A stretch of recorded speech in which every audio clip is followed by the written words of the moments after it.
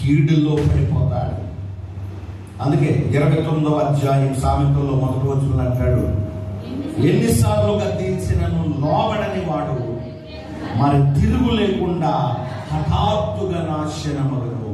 ఎన్నిసార్లు గద్దించిన నాశనానికి ముందు గద్దింపా, ముందు నాశనమా? ఒకేసారి నాశనం అవ్వడం అంటే ముందు దేవుడు చెప్పకుండా ఏది చేయడో. ఎన్నోసార్లు దేవుడు గద్దిస్తాడో, ఎన్నోసార్లు, 1 సారి 2 సార్లు 10 సార్లు 100 సార్లు దేవుడు గద్దిస్తూనే ఉంటాడు. ఎన్నిసార్లు గద్దించినను లోబడని వాడు మరి తిరుగు లేకుండా హఠాత్తుగా నాశనమగు. అంటే అర్థం ఏంటంటే హృదయాన్ని కఠినపరుచుకున్న వాడు ఎక్కడ పడతాడు? కీడులో పడకూడదని దేవుడు నిన్ను ప్రేమతో దేవుడు హెచ్చరిస్తూ ఉన్నాడు.